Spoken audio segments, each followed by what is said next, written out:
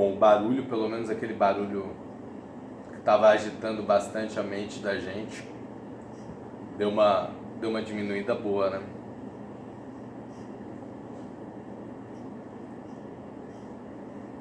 Bom,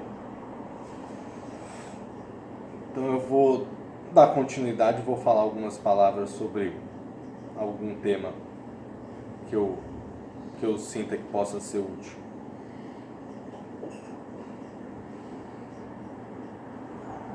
Namo tassa bhagavato arahato sama sambuddhassa. Namo tassa bhagavato arahato sama sambuddhassa. Namo tassa bhagavato arahato sama sambuddhassa. Buddham dhammam sangham namasami. Então, eu nem sei exatamente o que vale a pena falar, o que não vale, mas como eu estou aqui sentado e espera-se que se fale alguma coisa, né?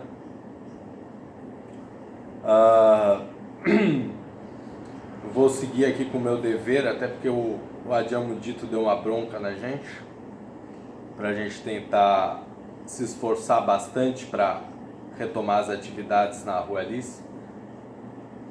O Adyan Mudita achou que o nosso recesso aqui foi muito excessivo, foi muito longo. Ele achou que a gente estava no esquema meio deputado federal, assim. Como eu percebi que tem muita gente vendo pela primeira vez, eu vou falar de um tema que, em geral, as pessoas associam como um tema para iniciante, apesar dessa ser até uma visão incorreta, né? As 4 nobres verdades não são exatamente um tema para iniciante, mas eu entendo por que muitas vezes o Ocidente, em geral, vê as 4 nobres verdades como um tema para iniciante. O próprio Buda dizia, né, que as 4 nobres verdades resumem todo o ensinamento dele. E resumir todo o ensinamento do Buda não é simples, né, pelo fato de que o Buda ensinou por 45 anos. Né? Falou muito, durante muito tempo. Ao contrário de Jesus, por exemplo, o Buda conseguiu implementar a ordem monástica em vida, né? Então ele organizou toda a ordem monástica dos monges e das monjas em vida, né? Criando toda uma dinâmica, inclusive criando todo um código de conduta extremamente extenso, né? Então, só no que diz respeito assim, à ordem monástica dos monges, o Buda criou 227 regras. Né? Então, por exemplo, o Ajahn Thanissaro escreveu um livro sobre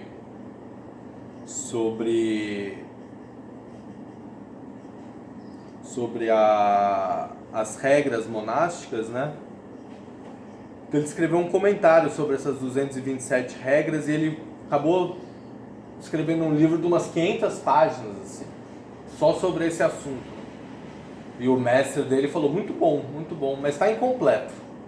Aí ele fez mais um de 500 páginas. Só um exemplo, assim, para dizer que realmente o ensinamento que se atribui ao próprio Buda é extremamente extenso. Querendo ou não, as 4 nobres verdades realmente resumem bem assim, o ensinamento do Buda. As 3 primeiras são bem simples, né? No sentido de bem resumidas assim. Então, primeira nobre verdade é que existe o sofrimento. Então, voltando àquele ponto que eu tinha dito, o Buda jamais teve interesse em ensinar quem não tivesse interessado.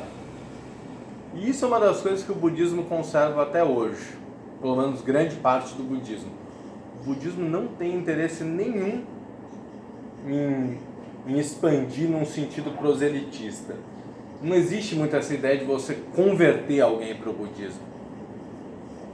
Até por isso que também no Ocidente muitas vezes ensina-se a meditação independentemente da pessoa querer ser ou não ser budista. Se a pessoa quiser fazer uso de algum aspecto do ensinamento sem necessariamente se dizer ou se enxergar como budista, não há problema. A primeira nobre verdade é a verdade do sofrimento. Existe sofrimento. E E isso é o que motivava os seres humanos a irem, né, até o Buda, 2.500 anos atrás. E a gente acredita que é o que motiva as pessoas a buscarem a meditação ou o ensinamento do Buda hoje, 2.500 anos depois. Então, provavelmente se vocês vieram aqui hoje, é porque vocês acham que há algo que pode ser feito com relação ao sofrimento que vocês eventualmente experienciam, né, em algumas situações de maneira mais ou menos presente. A segunda nobre verdade é que o desejo seria a causa do sofrimento. E a terceira nobre verdade é que se você destrói ou corta a causa do sofrimento na raiz, você tem a cessação completa, né? Você tem o absoluto fim, a destruição total do sofrimento. E a quarta nobre verdade seria o caminho para você conseguir, né, erradicar completamente o sofrimento. Então, voltando mais uma vez naquele ponto, né, o Buda jamais teve interesse de converter pessoas para o ensinamento dele. Até tem um registro canônico interessante, assim, logo depois que o Buda tinha se iluminado, nos registros canônicos existe uma ideia de que a aura do Buda ficou extremamente resplandecente em dois momentos: no dia que ele ia morrer e no dia que ele tinha se iluminado. No dia que ele tinha se iluminado, ele estava indo em direção a 5 amigos que tinham praticado austeridades e meditação com ele.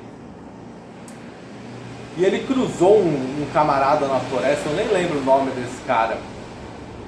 E o cara ficou um pouco impressionado assim com o jeitão dele, né?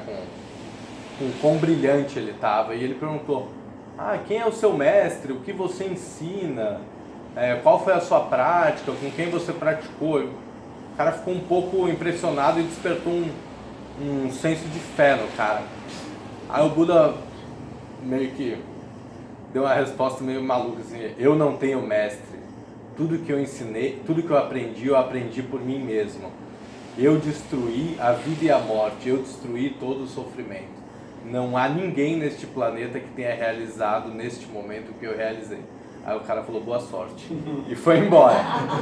O cara achou que a coisa era meio estranha. E realmente, o Buda não ficou nem aí, não tentou convencer o cara. O cara falou: boa sorte, então, fique bem, e foi embora. E logo depois ele deu, né, o primeiro discurso, né, e foi justamente o discurso das 4 nobres verdades para os 5 companheiros de prática dele. E a quarta nobre verdade seria esse caminho, né, que leva à extinção do sofrimento. O Adhyana, o retiro que ele deu pra gente, ele conseguiu ficar 9 dias apenas no primeiro passo da nobre verdade, que seria perspectiva correta, segundo ele. Em geral é traduzido como visão correta.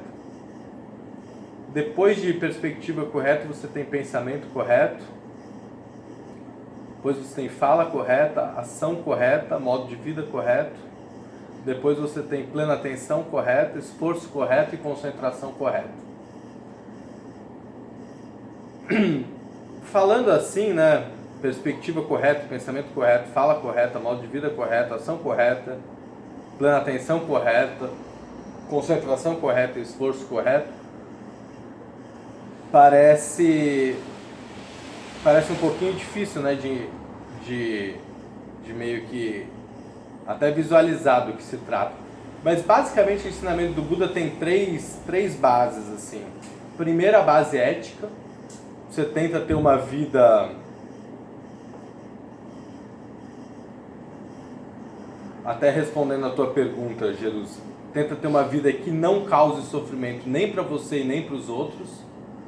Então você tenta cultivar o mínimo de ética que o Buda recomendou para nós que não temos necessariamente interesse monástico. Então, nós tentamos nos abster apenas das ações que causam extremo sofrimento, tanto para a gente quanto para outros seres.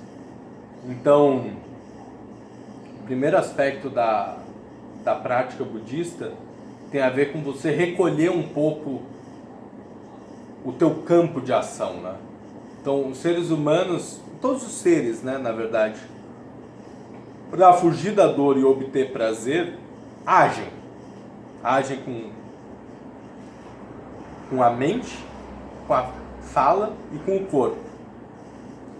Então, esse primeiro aspecto do ensinamento, o aspecto da ética, seria, num primeiro momento, a gente tentar restringir o que a gente faz com o nosso corpo e o que a gente faz com a nossa fala para tentar evitar o sofrimento e para tentar buscar o prazer. A gente até entoou o cântico, né? Então,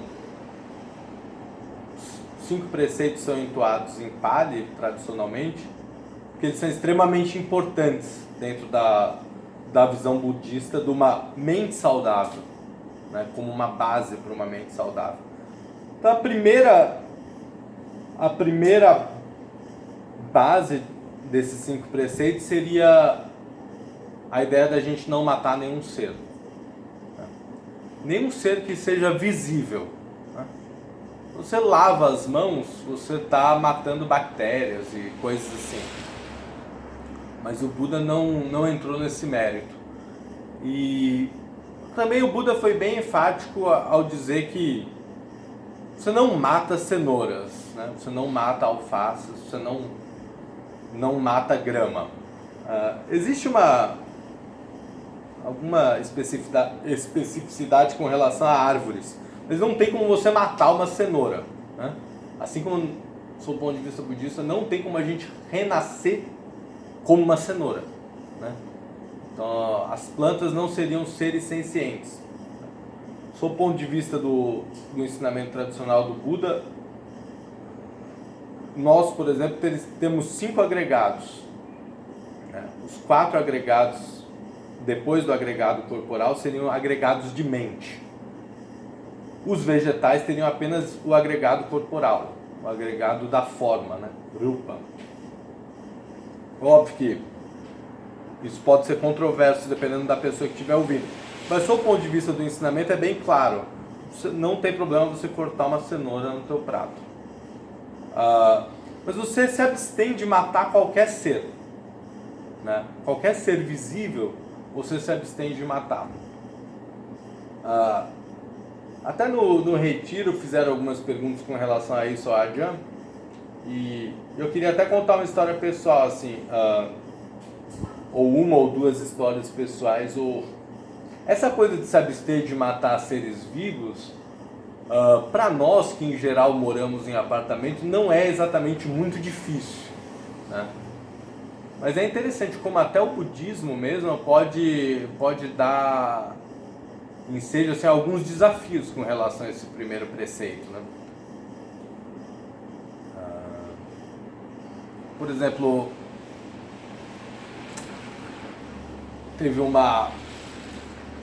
momento assim da minha vida assim que eu fui morar lá em cima, né, na sede de Santa Teresa, tal. E lá em cima, na sede de Santa Teresa, a gente tem muita floresta ao redor, né, da sede. E quando você tem muita floresta, quando você está numa casa, você está muito mais sujeito a visita, né, de outros seres, né? Então, vira e mexe na cozinha, a gente tinha problema, sabe, com insetos. Então, uma vez, por exemplo, uma praticante falou: João, esse armário aí da cozinha tá cheio de barata. E é um problema, né? Você ter uma cozinha num lugar que você oferece refeição para os outros cheio de barata. Basicamente, você teria a opção de envenenar, né, a cozinha para matar as baratas, né? Acho que essa seria a solução lógica e muitas vezes única, né? Mas como o armário era de alvenaria, a gente resolveu demolir o armário inteiro. E a gente acho que não matou nenhuma barata, porque quando começou o processo de demolição, as baratas foram embora, assim. Foi bom para todo mundo, assim, porque elas também não quiseram ficar lá para ver, sabe, a demolição. Então, nem foi muito difícil não matá-las. Mas é um exemplo, assim, de um desafio que surgiu, assim, que eu jamais imaginei que surgiria pelo fato de ter ido morar num templo budista ou num mosteiro, né? E a gente resolveu demolir o armário inteiro. E assim foi feito, o armário virou pó. Óbvio, a gente ficou sem armário, né? Mas a gente não matou as baratas. Tem as formigas, né, João, do jardim. As formigas, né? Vira e mexe, tinha gente que queria que a gente envenenasse todas as formigas, porque achava que aquilo iria atribuir um risco muito grande ao mosteiro e tal. Mas assim, é um exemplo assim de como todos esses preceitos têm aspectos de moralidade que vão além da moralidade, né? Quando você se compromete com sinceridade a cumprir esse preceito, muitas vezes você se depara com soluções que você jamais imaginaria. Eu também já tive a situação de uma certa ocasião, eu e a Aninha, assim, a gente alugou uma casa em Petrópolis, na esperança de que morar no interior nos traria um clima assim mais propício, né, para a prática da meditação.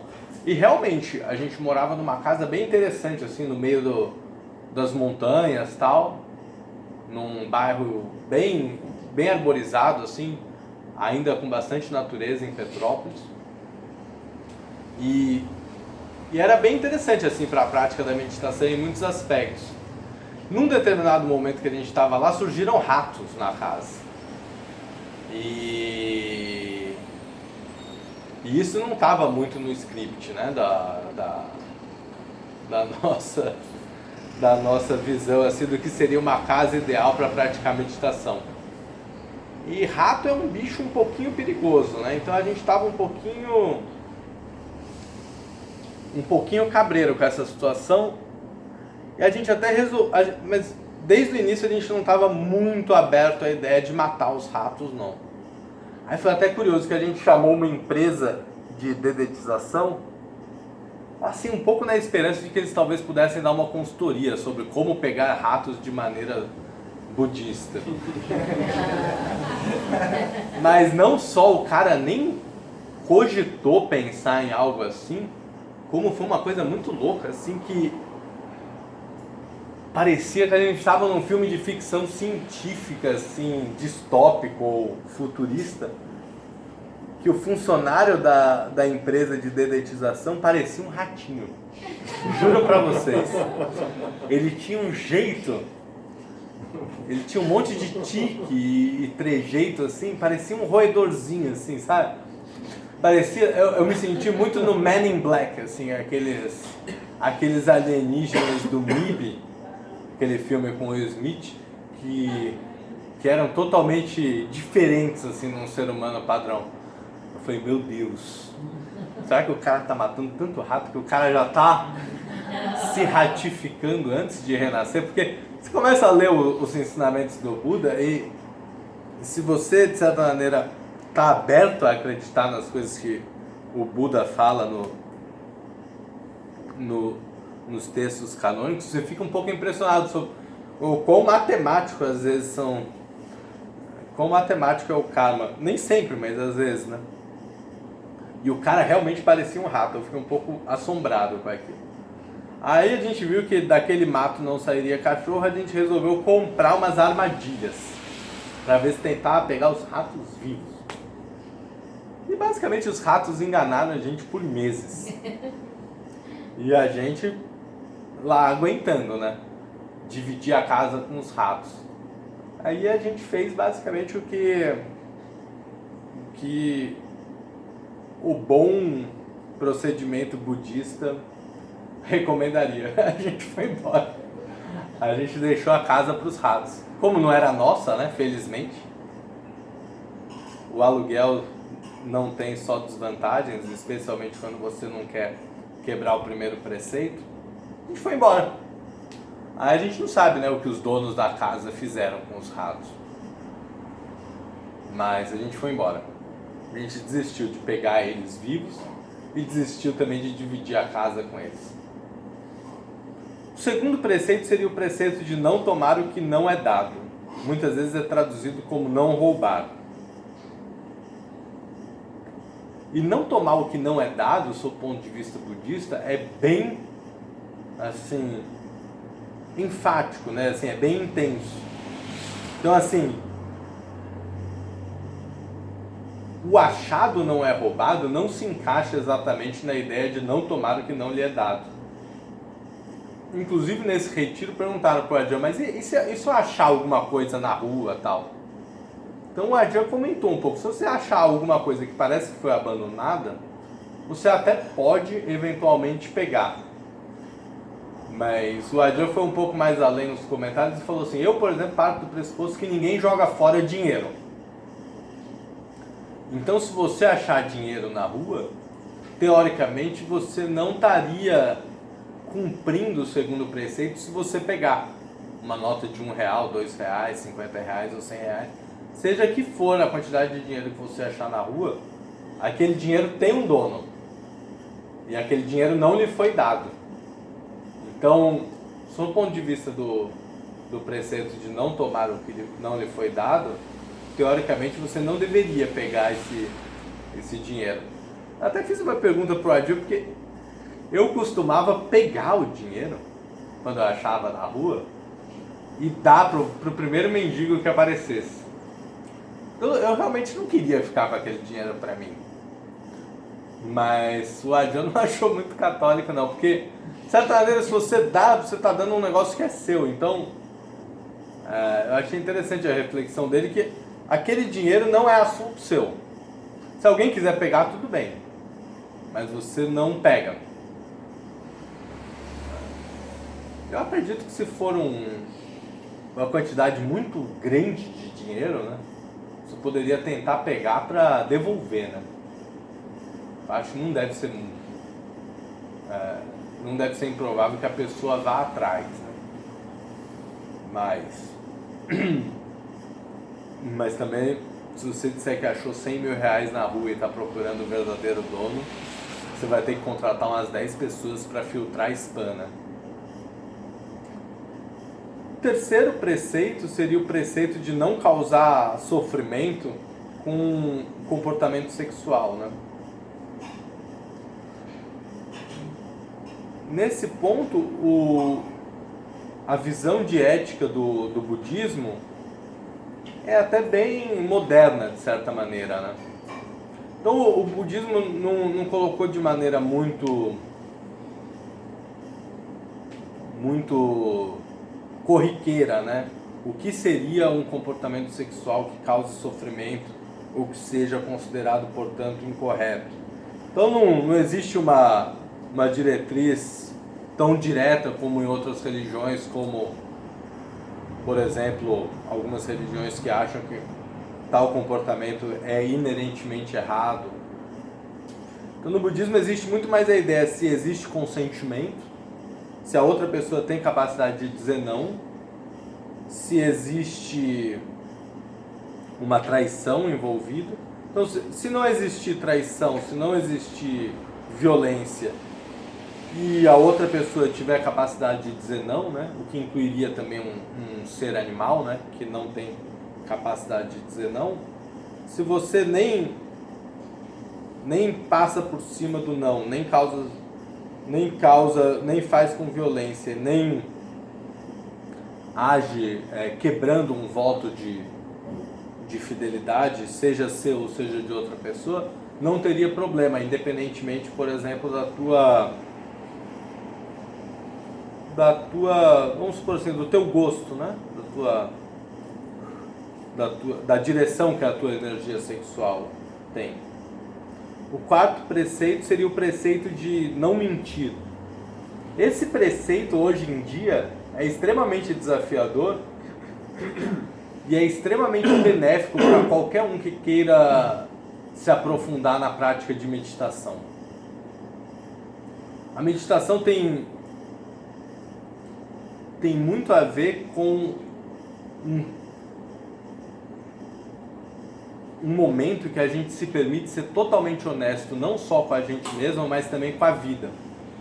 Então, quando você senta em meditação e você se dedica a estar no momento presente, independentemente do que esteja acontecendo, você está invertendo um pouco a lógica de estar sempre procurando uma distração, invertendo um pouco a lógica de levar para o subconsciente as coisas que você não quer ver, invertendo um pouco a lógica de fingir que não está vendo algo que está lhe incomodando, invertendo um pouco a lógica de colocar alguma coisa prazerosa para esconder um sofrimento.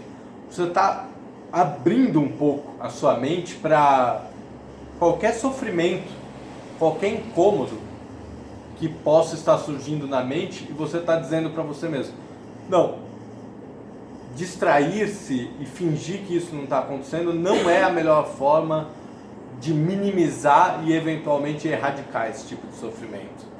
A melhor forma de erradicar e amenizar esse tipo de sofrimento é olhar para ele com sinceridade e tentar cultivar uma certa serenidade, uma certa aceitação e ao mesmo tempo tentar entender da onde vem esse sofrimento. Não necessariamente analisando, né? Mas tentar entender um pouco como a sua mente e o seu corpo funcionam. E a mentira, né? Quando você conta uma mentira para alguém, é justamente o oposto, né? A mentira é justamente assim, o caminho mais fácil, assim, né? Então, um exemplo que em geral a gente vê com alguma frequência é quando você vai para uma loja, assim, né? Você mostra assim um certo interesse num produto, assim, né? E, sei lá, se você dá a entender que acha que o produto, por exemplo, se for uma roupa, você acha que ficou pequeno, o cara vai dizer que não, tá ótimo, não ficou pequeno, tá perfeito. Se tivesse menor, ficaria ruim. Se você dá a entender que aquele mesmo produto tá grande, a pessoa vai falar, não tá grande. Se tivesse menor, não caberia. Então, assim, você vê que muitas vezes a pessoa simplesmente opta pelo caminho mais fácil, assim, e simplesmente tenta resolver aquela situação dizendo o que ela acha que você quer ouvir, né? Isso, de certa maneira, além de causar sofrimento para os outros, né, porque ninguém gosta de ser enganado, de certa maneira embota a nossa mente, a nossa inteligência. A gente meio que se acostuma a mentir, sempre dizer o que a outra pessoa quer ouvir ou o que a gente acha que a outra pessoa quer ouvir. E isso nos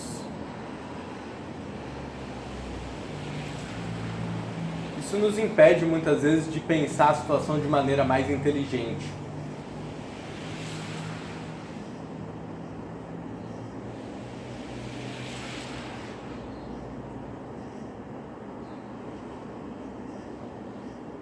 Um outro aspecto interessante do retiro também é que a gente aprende a passar vários dias em silêncio, né? Então, muito interessante você ficar vários dias sem ter necessidade de falar. Também é um outro aspecto de inteligência, um outro aspecto de verdade, né? Você não necessariamente precisa falar sempre com as pessoas, né? E é muito interessante mesmo você ficar 10 dias em silêncio, né? Você perceber que é possível tomar banho em silêncio, que é possível ir ao banheiro em silêncio, que é possível acordar, dormir em silêncio, que é possível tomar pequenas decisões em silêncio. E eventualmente você começa a perceber que muitas vezes é possível tomar pequenas decisões até sem pensar, né? O quinto preceito seria o preceito de não usar álcool, né, e drogas. É um preceito bem interessante, assim, que também tem bastante a ver com a nossa inteligência, assim, né? Se você quer realmente se aprofundar na meditação, sob o ponto de vista tradicional do Buda, seria impossível você se aprofundar na meditação se você tiver hábito de beber, por exemplo. E voltando ao tema, né, o Buda nunca teve interesse que as pessoas virassem seus discípulos, sejam leigos, sejam monges. O Buda só disse assim: se você quer realmente fazer uso do que eu estou ensinando, se você tem fé que esse tipo de ensinamento pode te ajudar, existem algumas diretrizes mínimas para que você tenha algum aproveitamento razoável, né? Esses 5 preceitos meio que seriam assim, a base assim, para você ter uma vida que te restringe um pouco em termos de ação corporal, mas minimiza muito o teu sofrimento e o sofrimento que você eventualmente causaria para outros seres, né? Até voltando à pergunta da Jerusa, que é uma dúvida que muita gente tem, né? O caminho budista parece às vezes um pouco solitário. Existe uma reflexão tradicional dentro do budismo que, se você cumpre esses 5 preceitos, você estaria oferecendo a todos os seres, sem distinção, o presente do não medo. Então você estaria oferecendo a todos os seres, sem distinção, uma segurança muito grande. Presente do não medo, em razão de um nível de segurança muito grande que você estaria oferecendo a todos os seres. Então, se você decide se abster dessas 5 ações do corpo, você estaria oferecendo a todos os seres, visíveis e invisíveis, o presente do não medo. E segundo a visão tradicional do budismo, o karma correspondente a esse tipo de prática seria você eventualmente, cedo ou tarde, nessa vida, na próxima, ou em qualquer tempo da sua existência, você experienciaria uma mente que não tem medo, ou que tem muito pouco medo, ou que sabe o que é uma mente com não medo. E que, segundo o ensinamento do Buda, né, num primeiro momento de prática, né, antes da gente chegar a estados mais avançados, e eventualmente ao primeiro estágio da iluminação, seria uma mente extremamente prazerosa de se morar, né? É tão prazeroso que muitas vezes seria inútil tentar explicar o que é isso, e muitas vezes as pessoas nem imaginariam o que é isso, né? Porque os seres humanos vivem o tempo todo com medo, né? É muito comum na mente humana o medo, né? As pessoas estão sempre com medo. Mas eu acho que para nós, que somos brasileiros ou que vivemos no Brasil, tem um símile bem interessante sobre o que seria esse não medo, né? Até eu tenho uma teoria pessoal que eu acho que esse é um dos principais motivos pelos quais as pessoas que têm condição de ir ou que já foram gostam tanto de ir para a Europa, para os Estados Unidos, para o Canadá, para a Nova Zelândia ou para a Austrália.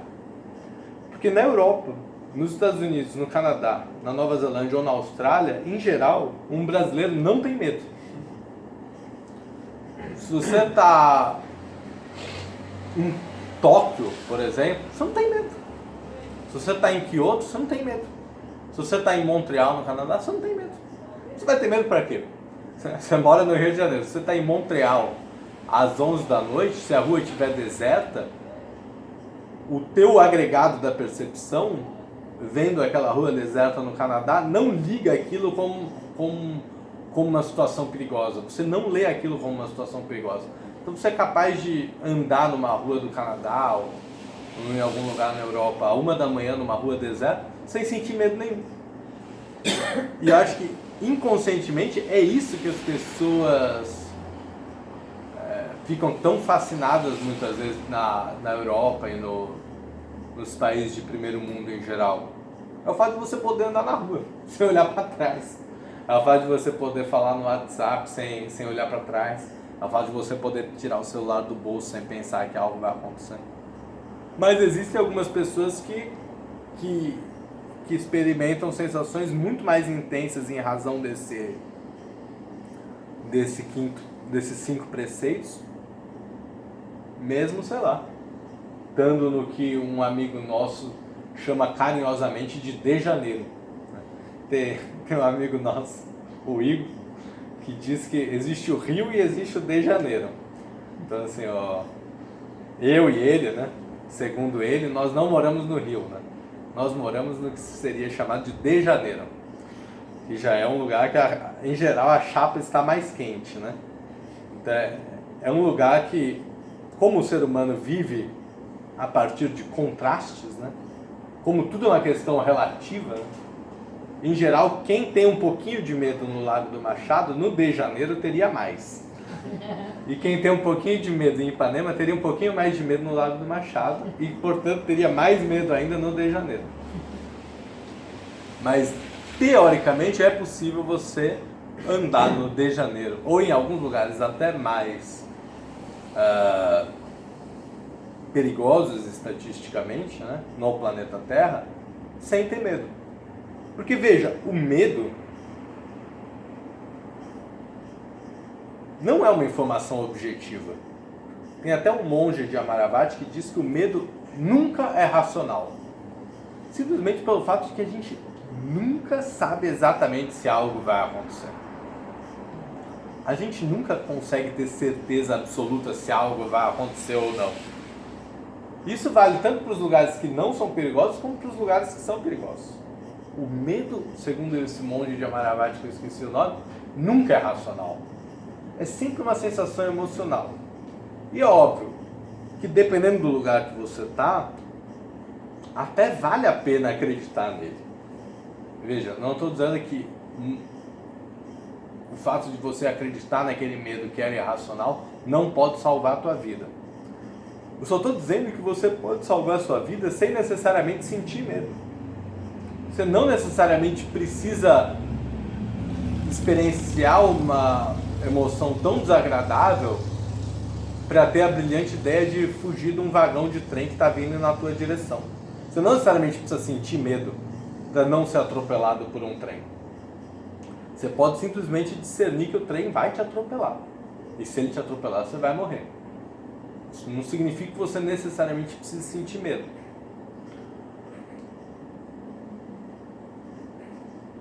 Mas voltando ao assunto do medo e do aspecto assim, irracional do medo, muitas vezes as coisas acontecem quando a gente menos espera, sabe?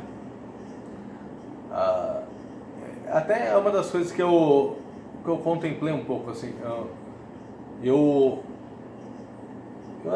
costumava não ter muito medo, assim, nem andando no Rio, nem em São Paulo, que é da onde eu sou. E muito paulista tem medo do Rio, né? Eu costumava não ter muito medo no Rio, não. Mas realmente, nos últimos anos eu sofri 3 assaltos à mão armada. Então, se você deixa, a tua mente começa a ficar um pouco inclinada para esse hábito de sentir medo, sabe? Como se esse hábito de sentir medo fosse algo que te deixasse livre, né? Te ajudasse a evitar. Mas uma das coisas que eu percebi nesses assaltos todos é que muitas vezes você não tem condição nenhuma de prever quando realmente acontece. Então, eu meio que usei um pouco a lógica budista, sabe, nesse aspecto.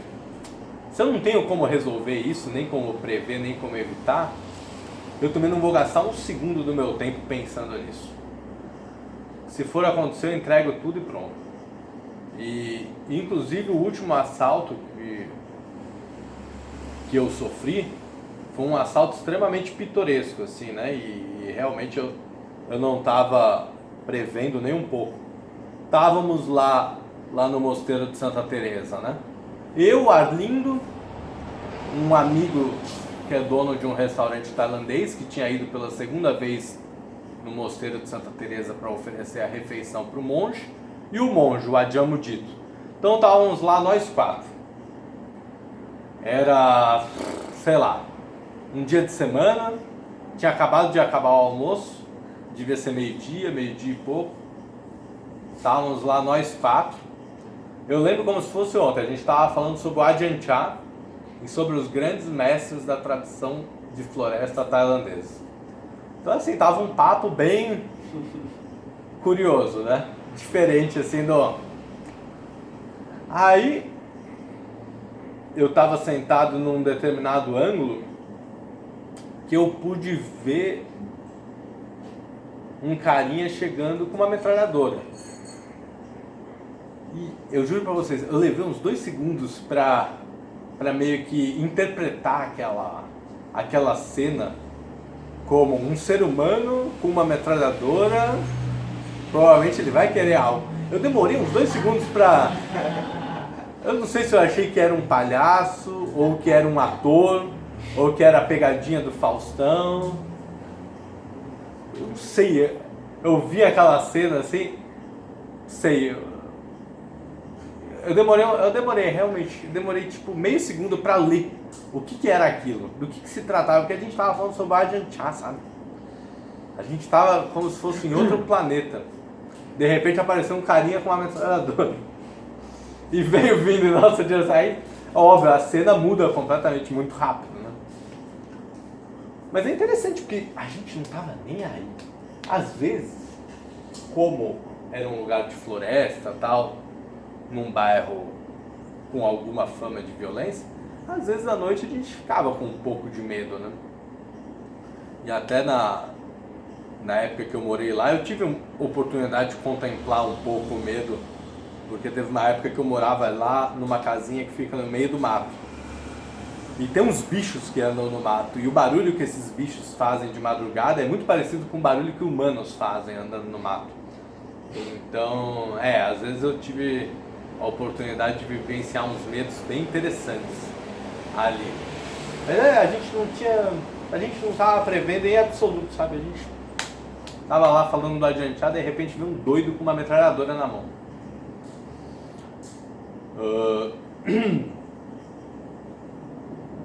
Aí rolou o assalto. Foi até interessante também, do ponto de vista budista, né? Existe uma ideia de que é muito importante você ter uma emoção, um pensamento saudável, né? No momento da morte, né? E eu confesso que eu não consegui muito manter um pensamento de não ódio, não cobiça ou não má vontade. Eu não tive muita condição naquele momento de manter minha mente numa meditação assim muito interessante, né? Mais sutil, de um pensamento de compaixão e tal. Não consegui não. Aí eu pensei assim, bom, se esse cara realmente resolver usar a metralhadora, eu vou partir dessa vida para a próxima rápido. Pensei comigo, então, se eu for morrer, eu vou tentar pelo menos morrer sem estar pensando merda. Foi o que eu pensei. Então, eu fiquei entoando na minha cabeça o Buddham Saranam Gacchami. Buddham Saranam Gacchami, Dhamman Saranam... Eu fiquei lá, deitado no chão pensando nisso. E meio que contemplando a ideia de que se o cara usasse a metralhadora seria rápido, né? Porque eu não entendo muito de arma, mas eu entendo que metralhadora é um negócio que dá umas rajadas, né? Então eu já tava prevendo que se o cara atirasse eu não ia nem ver. Eu já ia dessa pra próxima, porque também no budismo Theravada, em geral, a ideia é que é rápido. Morreu, renasceu. Então, foi o que eu consegui fazer, né? Foi interessante. Esses dias eu até estava falando com o Bhante Buddharakita, um monge que é missionário em Uganda. Ele é um monge muito engraçado e tal, né? Ele falou, pô João, você tem que fazer um livro, tal, você tem que escrever alguma coisa. Estou muito feliz que você entrou para o seleto clube das pessoas que tomaram uma arma na cara dentro de um mosteiro budista. Porque esse monge em Uganda, ele sofreu também esse problema. Aí ele até brincou, só que no meu caso foi um pouquinho diferente, porque o cara atirou, e aí eu saí correndo. E ele fez realmente um gibi, e o gibi é hilário, é super cômico, assim, do monge africano, assim, né? correndo assim da bala que o cara tá atirando com uma espingarda, sabe, com uma cara toda assustada. E realmente, ele viveu isso e acabou transformando isso num produto de comédia, né, budista. O gibi realmente é hilário. Se alguém tiver interesse em ler em inglês, acho que deve ter em PDF. Mas aí voltando, né, a partir do ponto que você tem uma certa base nos 5 preceitos, o Buda considera que você pode investir um pouco mais na meditação propriamente dita, né? Que seria o aspecto já de Samadhi, né? do caminho de 8 passos. Então você tenta cultivar a atenção e a concentração, usando sempre o esforço para tentar criar condições cada vez mais propícias para o seu desenvolvimento espiritual e usando o esforço para tentar evitar coisas que não sejam úteis, né, para o seu desenvolvimento espiritual. E uma das coisas interessantes do ensinamento da atenção plena no budismo é que o caminho budista, assim, os ensinamentos do Buda partem do pressuposto que sim, a gente conseguiria resolver muita coisa nessa vida sem precisar ficar pensando o tempo todo nelas. Que na verdade seria muito mais útil não pensar tanto nas coisas. Em geral,